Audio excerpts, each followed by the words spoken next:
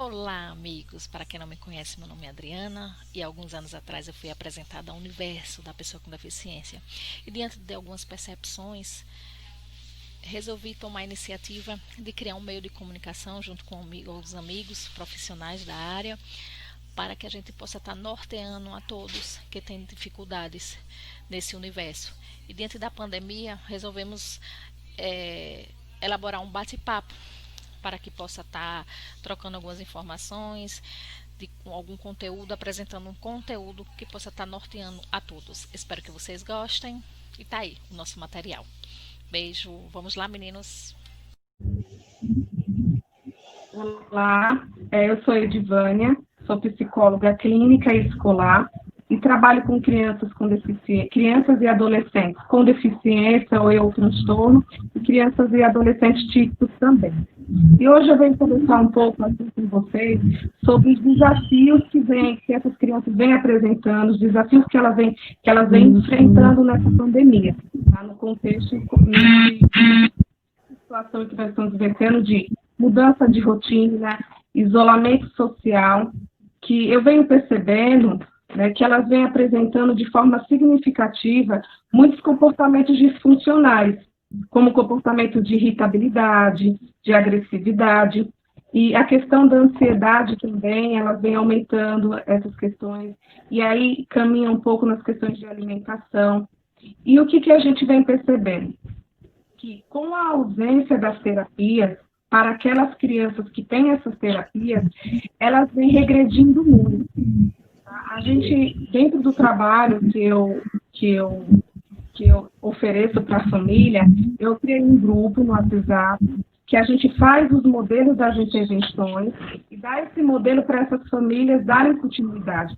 Porém, a gente tem uma outra dificuldade aí também, porque essas mães, tem algumas mães que elas têm dificuldades de entender e de colocar essa intervenção mais adiante, porque não é tão simples assim, né? Tem algumas situações particulares da particularidade da família, da particularidade da criança, é tanto que cada criança ela é única, e quando a gente faz uma intervenção direcionada a gente não olha o diagnóstico ele é importante, porém eu preciso conhecer quem é essa criança e é a partir deste contexto que eu faço as orientações para essas mães. E também, a gente para trabalhar com a criança tem que trabalhar a parte emocional da família também, em uma linha de que para oferecer um cuidado melhor, a gente precisa cuidar das nossas emoções.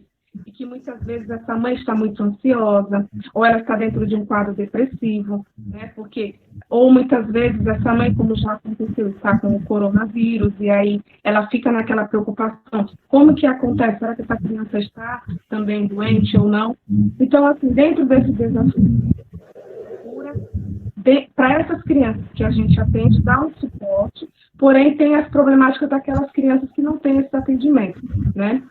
E tem um outro fator também, como essas medidas simples, medidas de higiene, de utilização da máscara, também é uma outra problemática, principalmente para a criança com autismo.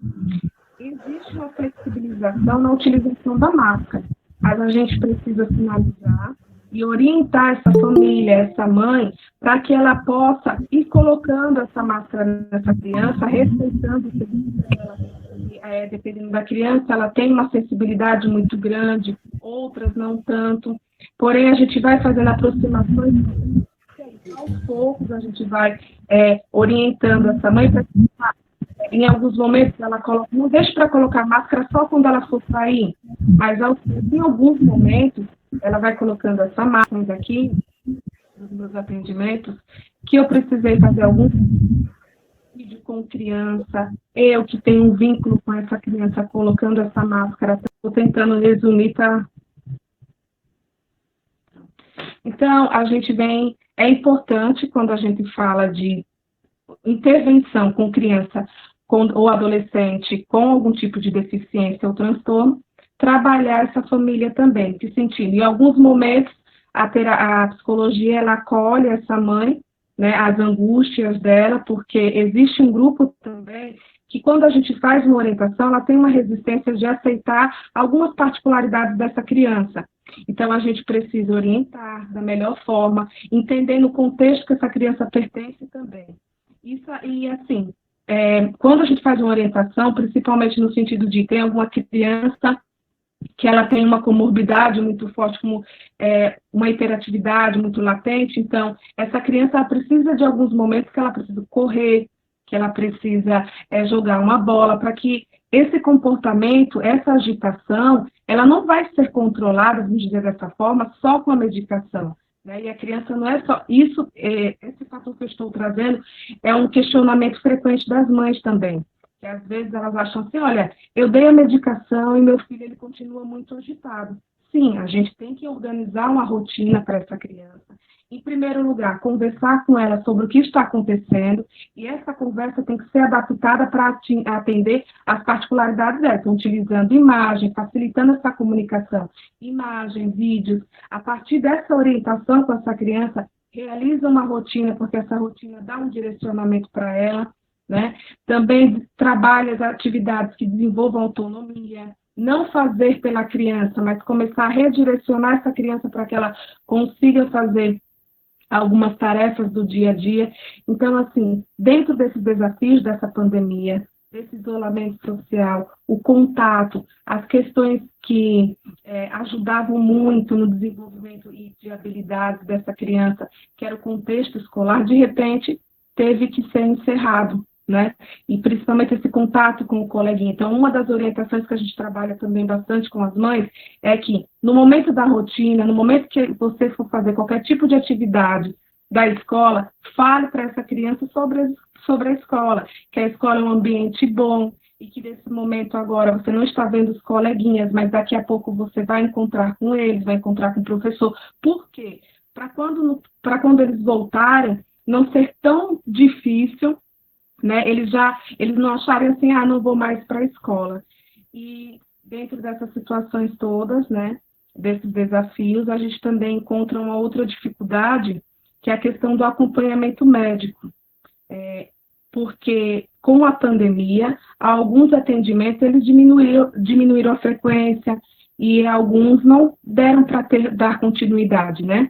E a ausência da medicação, em algumas situações, para estar sendo direcionado a alguns sintomas apresentados por essas crianças, porque todas essas intervenções, ela tem um foco em melhorar a qualidade de vida dessa criança, desse adolescente. Eu falo muito em criança e adolescente, porque é o meu público que eu trabalho. Mas a gente olhando também para os adultos com deficiência, também eles estão enfrentando muitas situações também comportamentais. Tá? Assim como a pessoa que não tem nenhum tipo de deficiência e não tem nenhum tipo de transtorno. Porque a ansiedade ela é natural, é uma emoção natural que todos nós apresentamos, assim como o medo. A diferença do medo para a ansiedade é que o medo, o seu corpo, ele começa a se preparar para algo que ele entende como perigoso para o início, para o começo ali, para o presente. E a ansiedade não, o seu corpo ele começa a se preparar como se você estivesse em risco para algo que vai acontecer no futuro. Então, vem aqueles sintomas, dentro desses sintomas, vem a questão do medo, será essa incerteza, será que eu vou ficar doente ou não vou ficar? Será que eu vou perder o emprego? Será que eu não vou ficar? E a partir disso, qual é a solução? É tentar ter um foco no presente, é tentar observar dentro da esfera comportamental o nosso ambiente, o ambiente interno, né? O ambiente externo, olhar um pouco à nossa volta. O que eu posso fazer agora nesse momento? Eu venho conversando com algumas pessoas e elas sempre falam assim, olha, quando essa pandemia acabar, eu vou fazer tal coisa. E agora, o que eu posso fazer? Então, eu só trouxe essa fala para entender que são desafios que atende tanto a pessoa com deficiência ou transtorno e tanto a pessoa típica também, né? E que nos nossos atendimentos a gente vai procurando sempre estar fazendo as orientações corretas. Na psicologia, a gente dá um modelo daquela intervenção para a mãe dar continuidade em casa. Isso acontece fora da pandemia também. Porém, agora com a pandemia, a gente precisa fazer em alguns momentos uma chamada de vídeo. Qual o objetivo? Continuar estabelecendo esse vínculo, para não perder esse vínculo, acolher aquela criança no momento, de repente, que ela esteja um pouquinho agitada. e também acolher a família, acolher a mãe, encaminhar se precisar e fazer uma articulação com a rede. E um dos fatores também que eu venho percebendo muita dificuldade é dessa família. Como que ela vai fazer algum tipo de atividade física que colabore com o desenvolvimento e qualidade de vida daquela criança? Aí eu passo para o professor Denis, para que ele faça as contribuições, porque, assim, sabe, Denis, eu venho percebendo muito essa necessidade e muitas vezes as mães ficam com muita dificuldade mesmo. A orientação é tipo, coloca essa criança para caminhar um pouco, jogar uma bola, mas nem sempre, né? Então fala um pouquinho para a gente sobre essas questões do esporte. Boa noite a todos. Muito obrigado, Edivânia, pela parte no diálogo. A gente vem percebendo nesse período de pandemia. Está me ouvindo bem? Tá? É uma grande situação que modificou a vida de todos, né? A gente fala todos, eu não falo nem só das pessoas deficientes que eu desenvolvo atividades, que trabalho no cotidiano, no dia a dia, mas para toda uma família.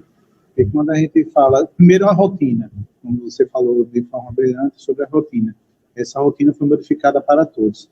E aí, quando a gente fala da pessoa com deficiência nessa mudança de rotina, se torna um pouco complicado de que forma nós vamos desenvolver atividades para que possa ocupar esse espaço que ficou vazio. Como se fala de rotina, a rotina mudou. E essa criança, esse adolescente, esse adulto, ele precisa de uma rotina. Nós precisamos de rotina para sobreviver de uma forma que a gente possa evoluir constantemente. E essa rotina que ficou quebrada. Então, dentro da parte da educação física, a gente está tendo algumas restrições em relações atividades físicas que envolvem a parte cardio, desenvolvimento de atividade de correr, de saltar, entendeu? Porque é o suporte, não se tem um suporte para se dar à família, e quando a gente trabalha com pessoas com deficiência com inúmeras patologias, então, quando a gente está dentro da atividade, desenvolvendo atividade com ele, nós estamos dando suporte, mas em casa, muitas vezes, a família é uma família que o seu pai e a sua mãe já vem de uma idade avançada e requer um certo cuidado no desenvolvimento das atividades físicas, então a gente está restringindo um pouco em relação a isso. Estamos trabalhando mais de forma luta, com jogos, com brincadeiras, utilizando papel, desenvolvimento de atividades lúdicas que pode ser desenvolvida com a família, porque a família precisa participar. Essa mudança dessa pandemia veio trazer para a gente uma nova visão, realmente, de família, porque normalmente no dia a dia o pai tem uma atividade cotidiana do seu trabalho, a mãe tem outra, a criança, adolescente ou adulto, ele vai para a escola, ele vai para a sua terapia, e nesse período de pandemia a gente precisou se juntar mais, né? O amor precisou prevalecer mais, o olhar, o contato dentro da casa, dentro da família, que estava um pouco escasso, porque quando a gente pega o nosso aluno, ele precisa do contato. A gente tem a atividade física, é um momento que ele pode extravasar todas as suas emoções, é um momento que ele consegue externar, muitas vezes, algo que está dentro dele, que ele não consegue passar dentro, digamos, da terapia ocupacional, ou até mesmo na psicologia, ou nem com a fono, e dentro da atividade física, quando ele está dentro da aula, ele consegue externar, e a gente consegue fazer essa troca de experiência e ajudar. Ajudar de que forma? Fazendo essa troca de experiência com os demais profissionais, externando aquilo que o nosso aluno apresenta. Então, eu vejo que hoje, nesse período de pandemia, eles estão muito oprimidos. Eles estão oprimidos porque eles não conseguem, não pode sair na rua. Então, ele não pode fazer a atividade física dele regular. Muitas deles estão reiniciando agora o processo de atendimento das terapias dele. Escola está parada. E como é que esse menino está em casa? Como é que esse aluno está em casa? Ele está em casa, na televisão, no tablet da vida, e eu vejo que a rotina mudou e a gente precisa dar uma otimizada na vida deles. E a otimizada que a gente pode dar em relação à parte da educação física, do desporto e do lazer é proporcionar, sair numa praça, para caminhar um pouco, utilizar os jogos e as brincadeiras, olhando o que é que ele tem dentro de casa, que nós temos, podemos desenvolver inúmeras atividades dentro de casa que não envolva a parte cardio, que não envolva um movimento brusco desse aluno, desse assistido, para não ocasionar uma lesão ou um problema decorrente de uma patologia que ele já tenha. Digamos, no meu caso também, eu tenho um filho, meu filho ele está dentro do transtorno do aspecto autista, TEA, e a rotina dele mudou. Então, eu vivo essa realidade na minha vida profissional e na minha vida familiar. Então, a rotina do meu filho mudou totalmente, do 0 ao 100, do 100 ao 0, né? E a gente teve que se readaptar. Mesmo eu, como profissional, eu tive que me readaptar na minha vida diária com meu filho. Então, tinha dias que eu saía de manhã, chegava de noite, pegava ele acordado, hoje eu estou mais no convívio com ele. Então, teve as suas vantagens também nesse período de pandemia, e principalmente nessa relação interpessoal que se faz necessário que a gente tenha com os nossos. Então, para mim, teve o lado positivo e teve o lado negativo também, quando eu falo em relação aos meus alunos, no dia a dia desse período de pandemia. Mas tem um lado positivo também, que eu vejo também que as famílias estão mais juntas, precisam estar mais juntas, precisam estar mais unidas. E de inúmeras formas, e todo mundo teve que se reinventar. Os pais tiveram que se redescobrir, as mães tiveram que se redescobrir nos seus afazeres do dia a dia, que tiveram que adaptar essa realidade para poder dar um suporte maior aos seus filhos. Então, isso eu olho pelo lado benéfico desse período que nós estamos passando. Sabemos que isso vai passar, mas que esse aprendizado vai ficar para toda uma vida, porque nunca vivenciamos essa realidade, e isso veio trazer um novo olhar, um olhar diferenciado da vida. Você, como psicóloga que acabou de apresentar, viu que a visão nossa mudou muito, né, em relação à família, em relação ao nosso dia a dia, em relação a valores.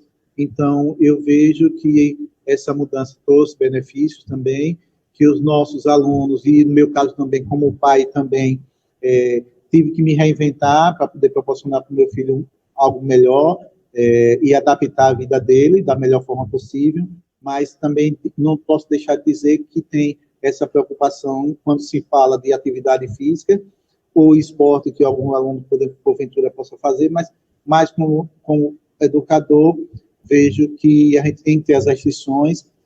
Se tem muita coisa sendo postada na internet para que as pessoas façam dentro de casa, mas eu gostaria de fazer um apelo aqui: tenham bastante cuidado com o que vocês vão fazer de atividade dentro de casa. Nossas crianças, nossos adolescentes, nossos adultos, que a gente fala também como criança na sua maioria, né? Precisam dessa atenção maior. A gente precisa ter cuidado com o que a gente está vendo na internet, o que a gente está repostando em casa para os nossos filhos, porque quando se fala de atividade física, quando se fala do corpo, quando se fala do movimento, que a maior atenção possível, maior cuidado. Que às vezes um alongamento que se faz para um é uma coisa mais fácil, mais simples, mas para outro, que tem uma comorbidade de acordo da sua patologia, então precisam de uma atenção maior, ou ele até mesmo não pode desenvolver, e a família em casa não tem esse suporte, não tem essa bagagem para poder identificar. Às vezes a gente quer replicar aquilo que a gente vê, e eu vejo que, como profissional, a gente precisa ter bastante cuidado. Para não alongar muito, só queria agradecer a oportunidade, e espero a gente ter novas oportunidades de interagir e poder falar um pouco das nossas experiências no nosso dia a dia. Queria passar agora a palavra para a nossa amiga Isabela. Isabela, aguardando que irá fazer a sua explanação e complementar o diálogo que nós estamos tendo dessa noite. Oi, boa noite, pessoal. Foi fantástico, Denis, o que você colocou, e eu realmente só vou acrescentar alguns pontinhos, só agregar. Esse momento, né, eu sou profissional da educação física e psicomotricista, e trabalho 90% com público deficiente ou transtornos. E nesse momento de pandemia, que é o foco aqui, né, da nossa conversa, é bem isso o que você pontuou. A gente tem que compreender e frisar, como você destacou, que o único profissional que pode prescrever, né, a atividade física é o profissional de educação física. Então, é um dos pontos que a gente está vendo muito nessa pandemia, questões de pessoas, né, na internet, orientando, até prescrevendo atividades, enfim. Então, é um ponto a se destacar realmente e ter muito cuidado, né? Por mais que todos estejam nesse momento mais restritos, mas ter essa cautela, principalmente falando desse público, né, de crianças e adolescentes, que é o meu público também. Com relação à minha vivência nesse momento de um isolamento maior, o que é que eu tenho feito? Justamente por isso.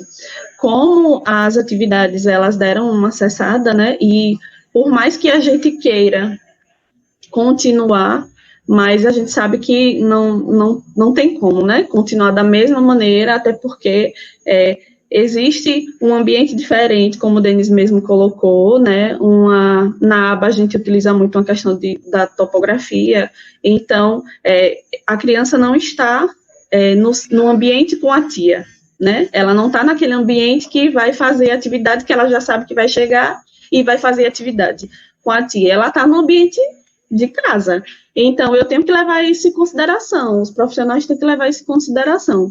O que é que aquela criança faz em casa? Ela pode só sentar no sofá, né? Ela pode só estar nas atividades ali, cotidianas. Ela não tem aquela rotina de fazer as atividades. Então, nós profissionais, né? Por mais que a gente queira, por mais que a intenção seja que esse trabalho permaneça, que ele continue, que ele não seja tão quebrado, mas o que eu tenho feito é fazer tudo de maneira extremamente lúdica. Se eu já utilizava o lúdico, eu tenho duplicado isso, porque eu tenho que ter essa compreensão de que o pai não é a tia Isa. Então, da maneira que eu faço, da maneira que eu estou ali do lado, da maneira que eu estou ali estimulando e reforçando aquele indivíduo, o pai não vai fazer em casa. É evidente. Então, é o que eu tenho feito. Atividades extremamente lúdicas que as crianças podem executar com os pais e em cima de uma orientação também para o adulto que está ali próximo. As atividades, eu penso muito nesse sentido de que, como eu tenho públicos tanto de SUS como particular, que são ambientes distintos que eu trabalho, eu levo em consideração essa questão de pensar, será que aquela mãe tem isso em casa? Né? Eu acho que é um dos pontos que a gente também tem que destacar. Será que aquela mãe, se eu fizer uma atividade e colocar, vai ser uma atividade com bexiga, com bola de assopro. Então, eu tenho uma mãe que ela tem a possibilidade, em 5 minutos, de comprar um pacote de bexiga, e eu tenho aquela mãe que não vai ter condições de comprar um pacote de bexiga. Tudo isso a gente leva em consideração. Então, as atividades que eu tenho proposto para as famílias, levando isso, pensando numa realidade que muitas das vezes eu não conheço, alguns já fui, sim, em residência, em visitas domiciliares, mas outros não. Então, eu penso no que a gente tem em casa. Aí, imagino, vasilha plástica, papel, bolinhas de qualquer tipo, enfim, bacia, coisas assim, que a gente consiga, tecido, que eu utilizo muito na psicomotricidade, tecido. Mais materiais que eu acredito que a família tem em casa. Em cima disso, eu acho que a gente consegue, né, que não fique tão quebrado, mas que a gente consiga também não levar riscos, né, porque a gente compreende que, por mais que a atividade ela seja lúdica, de uma maneira mais leve, que a gente consiga envolver a família, mas pensando, né, numa atividade com crianças, né, que têm deficiência, transtornos, a gente tem que levar em consideração o risco, né, de uma atividade que eu sei que aquele indivíduo, se ele tem algumas limitações, num sentido de qualquer habilidade que seja, vamos lá, equilíbrio, então eu tenho que pensar isso também, né, a mãe não é a tia Isa, né? Então, eu sei que naquela atividade de equilíbrio, a tia vai estar ali e vai dar um suporte, mas a mãe pode ser que, às vezes, se passe nesse sentido, né? E aí, de maneira nenhuma, eu quero que essa criança e adolescente se lesione, e enfim. Mas é basicamente isso o que eu queria complementar de Denis. Eu acho que foi meio, né, Denis? Você falou muita coisa interessante e eu só anotei aqui alguns pontinhos só para que eu pudesse complementar em cima da sua fala. Um ponto outro que eu destaquei aqui é essa questão da maior inatividade física, né? Que é o que a gente está falando em cima da pandemia. Então, a gente compreende que foram o quê? 5 meses, eu acho que nós estamos indo para o 6º mês. E se a gente for pensar nessa questão, né, da inatividade realmente, os níveis de sedentarismo dessas crianças e adolescentes, né, e isso vai para a família também. Com certeza, eles estão muito mais elevados. Os nossos estão, né, eu acredito que da grande maioria deve estar, a gente está mais em casa, e por mais que a gente queira fazer atividades, né, em casa, com certeza não é no mesmo ritmo ou da maneira que era antes. E tudo isso a gente tem que levar em consideração. Se aquela criança ela está mais quietinha, ela está mais sedentária, então, como eu vou colocar uma atividade lúdica que seja de um impacto moderado a alto, né? Não, eu tenho que pensar em algo que seja mais tranquilo e que tenha esse envolvimento realmente efetivo da família, que a família consiga sentar, que a família consiga brincar junto, que a família consiga dançar junto e que todos consigam se envolver. Basicamente, é isso. Foi só uma complementação do que Denis falou e do que a Edivânia falou também. Certo, Camila? É você agora? Só pegar uma parte rapidinho, Isabela, do que você colocou, e de extremamente importância, porque a gente, quando está na aula, a gente está desenvolvendo a aula presencial, a gente consegue adaptar a realidade. Se a gente sabe que a gente tem aquele feedback que aquele aluno ele não está bem naquele dia, ele não vai conseguir desenvolver aquilo que a gente quer, a gente consegue adaptar. E quando a gente proporciona uma aula virtual, a gente está preparando essa aula seguindo uma vertente só. A gente não tem como adaptar, porque a gente não vai estar lá, quem vai estar lá é a família, quem vai ser o mediador vai ser a família. E são esses desafios que nós estamos tendo nesse período, essas dificuldades, que quando a gente faz seguindo uma linha de raciocínio. Exato. A gente não tem como fazer essas adaptações para que esse nosso aluno ele absorva da melhor forma possível, até mesmo porque a gente, no cotidiano das nossas aulas, no dia a dia, um aluno ele tá bem e daqui a pouco ele estaciona, né? Ele estaciona, ele trava e a gente precisa adaptar com ferramentas, com novos mecanismos, e para poder trazer ele novamente, e muitas vezes a gente não consegue trazer, a gente tem que dar início dentro do processo em uma outra aula, e em casa a gente não consegue ter esse feedback, né? Muitas vezes a família não consegue passar essas informações para a gente, e a gente fica um pouco perdido em relação a essa situação, mas... Com relação a isso que você pontuou, só me recordei de um detalhe, quando a gente pensa, né, como essa criança chega para a gente, né, então, tudo para trabalhar com a criança, né, com alguma especificidade maior, a gente leva muito isso em consideração, né, o meu planejamento, ele está pronto, mas pelo menos, eu tenho 2, 3, 4, 5, 10 planejamentos a mais, porque eu sei que aquele indivíduo pode chegar de uma maneira, né, o que foi que aconteceu com ele veio no sol, ele veio tá cansado, ele não bebeu água, algo nesse sentido, né, ele veio caminhando, ele veio no ônibus, estava muito cheio, questões, falando mais em questões de autistas, como estava o transporte, uma questão sensorial em si, né, que pode ter irritado, enfim.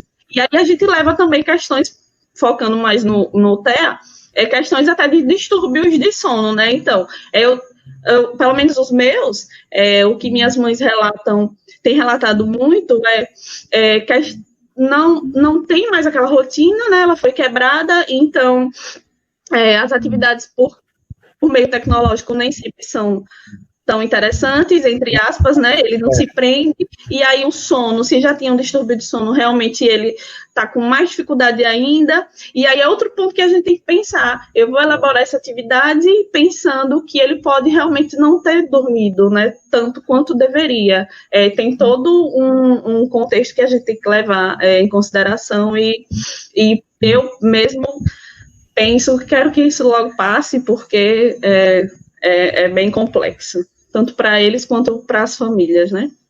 É bem complexo mesmo. Eu vejo que a família ela está nessa situação junto conosco, e está passando essa dificuldade muitas vezes sem saber para onde gritar, sem saber com quem falar, porque inúmeros profissionais, alguns estão em home office, mas outros, quem está, digamos, em determinada situação de vulnerabilidade da família, que tem só um atendimento a cada 15 dias, quer dizer, está basicamente sem ter assistência. E a gente, como profissional, vê essa regressão dentro do nosso aluno, e a gente se preocupa porque, às vezes, você passa um ano para desenvolver uma habilidade e em um período desse você perde toda essa habilidade e tem que começar do zero, né? Então... E para o corpo em si, né, a gente pensa nessa questão dos marcos, né, de quais marcos do desenvolvimento aquela criança atingiu e qual é que ela vai atingir, e ela não, nesse momento, meio que deu uma quebrada, né? É bem complexo. Eu vivencio isso no dia a dia com meu filho, digamos, como eu disse, meu filho, hoje eu tenho que sair com ele diariamente. Todo dia ele pega a roupa, quando ele quer sair de carro, ele já pede para ir para o carro, ele pega a chave do carro e me entrega. Quando ele quer sair de bicicleta, tem que sair de bicicleta, mas tem que sair todo dia, porque é a forma que a gente encontrou, que ele nos mostrou que é a válvula de escape dele. E muitos outros em casa não têm essa oportunidade. A família é um pai e uma mãe já de terceira idade, que não consegue identificar isso, porque o profissional que dava toda essa bagagem não está conseguindo dar esse suporte no momento dessa dificuldade que estamos vivenciando, e, quer dizer, ele não consegue externar as suas emoções, ele não consegue, então, acaba, digamos, no meu caso, do meu filho, acaba desregulando, e a gente sofre com isso, porque quando a gente consegue identificar e poder reverter essa situação, proporcionando algo que favoreça a evolução dele, bem, mas quando a gente não consegue, né? Então eu vivencio isso como profissional, como pai, e os nossos assistidos, os nossos alunos em casa que tentam passar essa informação àqueles que são DI, àqueles que são PC, mobilidade bastante reduzida, que não são verbais. Então a gente precisa ter todo esse olhar, a família precisa ter todo esse olhar, que muitas vezes quem dava esse suporte, quem dava esse feedback, que ia interagindo com a família e tentando buscar essas informações para poder dar suporte à família, para poder desenvolver em casa, não está tendo. Então, é muito complicado, mas eu tenho certeza que a gente vai superar, e esse momento é justamente para isso, para a gente poder trocar essas experiências e dar um suporte a mais à família, mostrar algumas ferramentas que podem ser desenvolvidas com as nossas experiências do dia a dia do trabalho, dentro da nossa profissão, que a gente pode ajudar e muito a essa nova realidade de vida. Oi, boa noite, meu nome é Camila, eu sou intérprete de Libras e estudo Letras Libras, estou terminando minha graduação. O meu nome... meu sinal, e eu fico muito feliz em poder estar falando sobre comunidade surda, sobre as dificuldades enfrentadas pelo surdo nessa pandemia. Então, eu vou começar aqui pela questão da barreira comunicacional do surdo mesmo dentro de casa, o surdo tem essa dificuldade em estar falando, expressando as suas dificuldades, as suas angústias, os seus anseios, dentro do ambiente familiar. Muitos dos familiares do surdo não sabem Libras, né? Se interessam pela questão de estar aprendendo Libras, mas eles não trazem esse questionamento para a vida mesmo, que precisam aprender Libras para que o surdo desenvolva a comunicação dentro de casa. Dentro da casa do surdo, ele está lá, dentro na pandemia, né? Todo esse questionamento da pandemia, e ele, dentro de casa, ele não consegue ter essa comunicação com seus familiares. Muito importante para que o surdo tenha toda essa comunicação, possa expressar os seus sentimentos, possa expressar os seus anseios, os seus problemas. Eu que sou ouvinte, ter esse questionamento da crise de ansiedade, de poder falar com alguém, de poder conversar nessa pandemia. E o surdo, qual é o papel da sociedade para ajudar o surdo? Eu desenvolvo um trabalho home office que eu posso estar conversando com eles diariamente, e nessa conversa que há com eles, eu consigo saber quais os problemas que o surdo poder ajudar, de certa forma, né, de poder desenvolver esse trabalho e mostrar para eles que se acalmem com relação à pandemia, o comércio irá ter um retorno. E o surdo ficou muito preocupado. Logo no começo, foi uma preocupação muito recorrente deles. O que é pandemia, o que é aglomeração, o que eu posso fazer, quais são os cuidados que eu devo tomar. O surdo ficou bastante preocupado.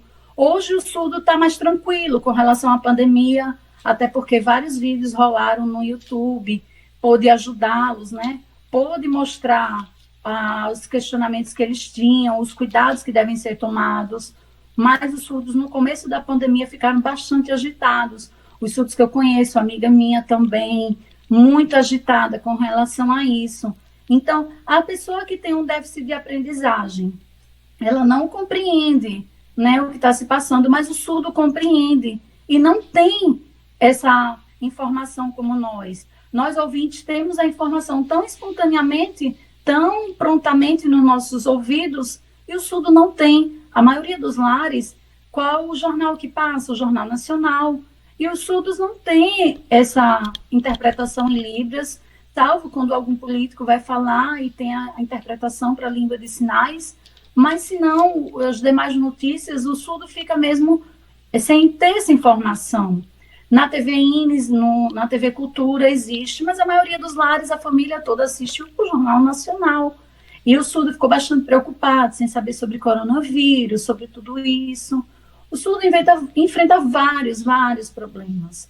O surdo vai ao médico, não sabe. Eu vi o relato de uma surda que ela foi ao médico com dor de cabeça, com sintomas gripais, e não soube expressar. Ela tentou expressar para o médico, só que o médico estava usando máscara, o médico não queria tirar a máscara, né, para ela fazer a leitura labial, porque tem muitos surdos que são oralizados, que compreendem a leitura labial, não só falam Libras, né, mas tem essa comunicação da leitura labial. E a máscara realmente estava atrapalhando. A máscara não era transparente para que o surdo visse. E quando o surdo usa uma máscara transparente, ele vai a um supermercado, como a notícia que eu vi ontem, que eu bastante triste mesmo, porque o surdo foi ao supermercado e simplesmente foi impedido de entrar, porque a máscara é transparente. E aí ele não tem essa comunicação com as outras pessoas, ele não é compreendido na sua língua mãe, porque a Libras é a língua mãe do surdo, né? Apesar que há esse preconceito linguístico contra Libras, né? As pessoas falam até no jornal, como linguagem de sinais. É um absurdo, gente. Libras é uma língua e o surdo precisa que ela seja respeitada como uma língua. O surdo precisa que a Libras seja difundida, o surdo precisa que a Libras seja falada. O surdo precisa ir ao médico e o médico poder falar coisas básicas Libras com ele. Entendeu?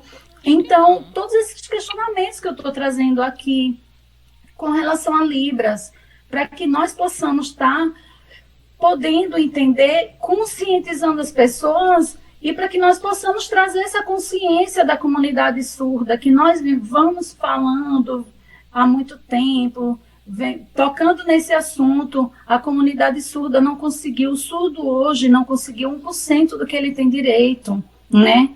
Muito complicado mesmo, muito complicado. Esse questionamento agora, o retorno das aulas. Vai ter o retorno das aulas online, né? Os alunos, a maioria dos alunos surdos não tem essa interpretação em Libras. Eu já fui intérprete em uma escola particular e presenciei muita situação que me deixou indignada mesmo com relação ao entendimento das pessoas do que é Libras, o entendimento das pessoas do que é o surdo, o entendimento dessa conscientização em estar trabalhando da melhor forma para o surdo. O surdo precisa do material adaptado, gente. O surdo não precisa de uma prova facinho. Não, a prova facinho, vou fazer uma prova, vou diminuir as questões, e isso é uma prova adaptada. Isso não é escola inclusiva, isso não é uma prova adaptada. A prova adaptada que o surdo quer respeito. O surdo quer ser tratado como todas as pessoas são. Se a prova dele necessita ser adaptada para mais imagens, compreensão visual, para que ele recorde as memórias anteriores dele, dessa forma, é que é feita adaptação. E não dizer que vai fazer uma prova mais facinho para o surdo. O surdo não quer uma prova fácil, o surdo quer respeito. O surdo quer ser compreendido na língua mãe dele. Ele mora dentro de um país que tem que ter esse respeito com a língua mãe dele. Então, tudo isso, existe essa questão da língua portuguesa. Você pode observar, uma pessoa não fala que vai fazer vou fazer um curso de linguagem espanhola. Não, ele fala que vai fazer um curso de língua espanhola, língua inglesa. Ninguém fala linguagem inglesa, mas por que falam linguagem de sinais? Então, nós precisamos trazer todos esses questionamentos, principalmente na pandemia, onde o que está acontecendo? Estamos vendo mais gravemente todas essas questões do surdo. Todas essas questões estão aparecendo. Nas escolas precisamos, quero aqui estar agradecendo a PL do Lucas Aribé, certo? Que inclui como material obrigatório Libras nas escolas. É importante para o surdo, é importante para a comunidade surda, é importante para o ouvinte também, porque o ouvinte, ele vai ser um futuro profissional, e ele sendo um futuro profissional, ele vai ter o surdo como cliente. Eu aprendi no curso e costumo sempre estar falando que realmente é uma verdade. O surdo é cliente do médico, paciente do médico, desculpa, o surdo é cliente do cabeleireiro, e por aí vai. O surdo precisa chegar no local e ser atendido. Ele fica tão feliz quando eu, por exemplo, estou no supermercado, que eu falo em Libras com o surdo, ele fica super feliz sabendo que é compreendido na língua dele. Então, quero só mesmo trazer essa questão para que a gente possa estar se conscientizando sobre Libras, sobre comunicação, para que a sociedade em si tenha essa compreensão dessa importância de aprender Libras. Agora, na pandemia, essa importância para os surdos, para a comunidade surda, ficou bastante gritante, que o surdo está dentro de casa, na quarentena, assim como nós, e o surdo não está sendo compreendido na sua língua mãe dentro da sua própria família. O surdo precisa de ir ao médico, acontece que o médico não entende. O surdo precisa de ir ao supermercado, é barrado no supermercado. Então, gente, por favor, vamos melhorar mesmo essas questões com relação à acessibilidade para os surdos, para que ele seja realmente respeitado. É só essa questão que eu quero trazer, e fico bastante feliz em me dar essa oportunidade de estar falando, de estar trazendo meu questionamento com relação à língua de sinais. E nesse canal vamos estar aprofundando essa questão de língua de sinais, na interpretação em Libras também. Todos os vídeos agora em diante serão interpretados em língua de sinais, né? No próximo vídeo, todos os vídeos nossos terão essa questão da língua de sinais ser interpretado, para que o surdo também tenha acessibilidade. Já temos surdo no nosso canal, no nosso Instagram, e é isso. Muito obrigada mesmo. Rebeca, lá no fundo, minha filha também aprendeu Libras, né? Boa noite em Libras, né, Beca? Muito obrigada.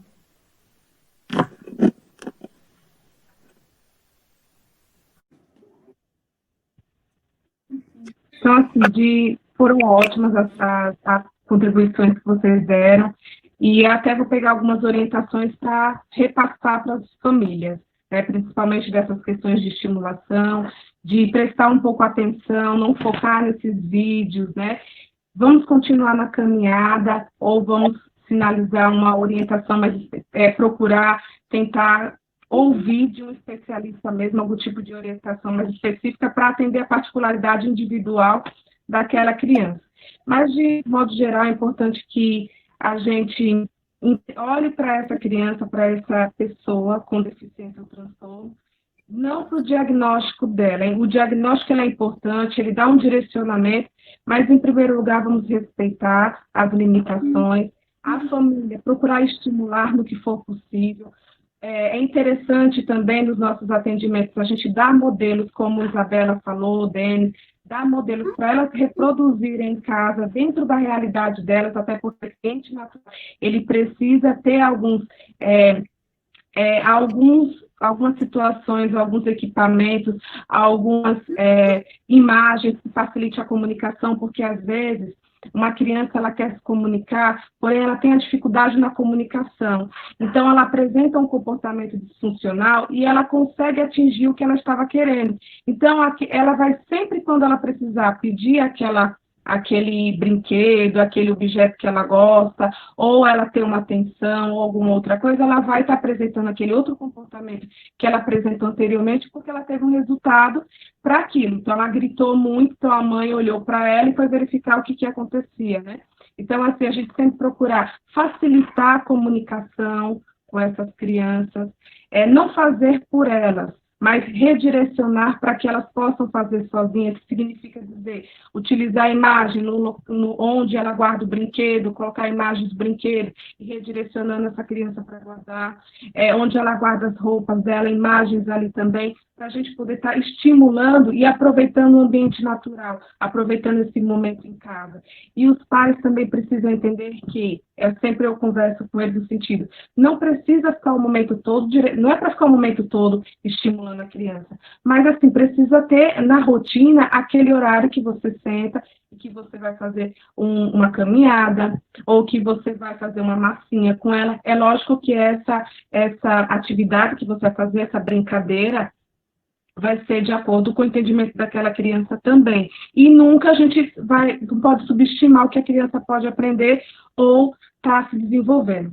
E um ponto importante também, não ficar todo momento assistindo o jornal sobre essas notícias de morte, porque às vezes a criança, ela está sentada ali, a gente acredita que ela não está ouvindo, não está entendendo. E eu tenho algumas situações que a criança ficou um pouquinho ansiosa, a criança começou a apresentar alguns comportamentos de ansiedade que precisou ir para o médico, achando que estava com o Covid, porém ela não estava, era uma crise de ansiedade que ela estava apresentando.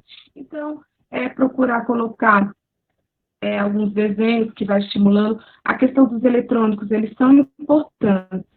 Não quer dizer que é para tirar o celular da criança, porém, ela precisa ter aquele momento, mas quem vai definir, quem vai dizer é o responsável. Então, precisa ter um horário. Então, a criança ela não pode ficar o tempo todo com o celular, o tempo todo com o tablet, porque senão vocês vão ter um outro problema mais para frente. Então, não é para deixar a criança com o celular, não é isso. Ele pode ficar com o celular, só que quem vai estar controlando essa utilização e o que essa criança está assistindo são os pais e os responsáveis. E nesse momento, assim, o recado que eu tenho a dar para todos é que a gente para um pouco para refletir, né? Na correria do dia a dia, muitas vezes a gente não desacelera, então vamos desacelerar, olhar para quem está à nossa volta e procurar também escutar mais o outro e cuidar da nossa saúde mental, principalmente nós que trabalhamos com o outro, para a gente oferecer um cuidado melhor também. Então é isso, um abraço. Espero ter colaborado bastante com o dia a dia de vocês, pais, e vocês profissionais também. Muito obrigada, Adriana, pelo convite, porque aprendi bastante coisa aqui com os profissionais aqui presentes, e até breve. Meninos, parabéns, foi maravilhoso. Eu acho que deu para a gente passar uma mensagem, né?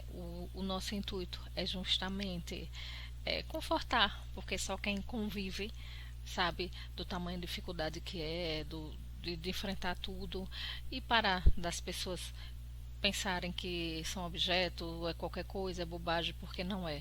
Se todo esse momento está difícil para nós, tidos normais, imagine para esse mundinho nosso, né, da pessoa com deficiência, que já são tão esquecidos, às vezes abandonados, felizes daqueles que não são, mas ainda assim, mesmo não sendo, que eles precisam também desse acompanhamento, desse apoio, desse suporte.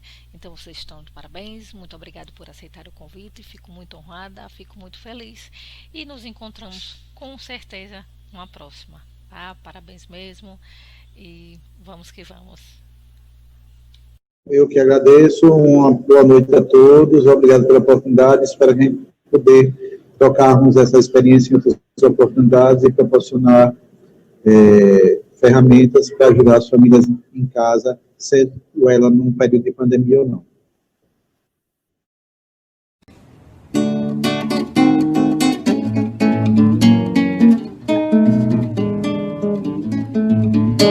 Eu sou do jeito que sou e você também do seu jeito. O bom da vida é a diversidade.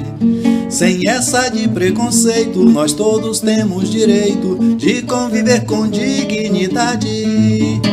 Assim se faz inclusão com plena participação. Acolhimento é sinal de igualdade. Viver em sociedade é tornar a cidade acessível para qualquer cidadão. Cais, cais, cais, cais, cais, cais, cais, porque ser diferente é o que nos torna iguais. Cais, cais, cais, cais, cais, cais, cais, porque ser diferente é o que nos torna iguais como cidadãos. Popopi, popopó, popopi, popopó, popopi, popopó, popopi, popopó. Eu sou do jeito que sou e você também do seu jeito. O bom da vida é a diversidade. Sem essa de preconceito, nós todos temos direito de conviver com dignidade. Assim se faz inclusão com plena participação. Acolhimento é sinal de igualdade. Viver em sociedade é tornar a cidade acessível para qualquer cidadão. Cais, cais, cais, cais, cais, cais, cais, porque ser diferente é o que nos torna iguais. Cais, cais, cais, cais, cais, cais, cais, porque ser diferente é o que nos torna iguais. Ser diferente é o que nos torna iguais. Ser diferente é o que nos torna iguais. Ser diferente é o que nos torna iguais. Ser diferente é o que nos torna iguais como cidadão.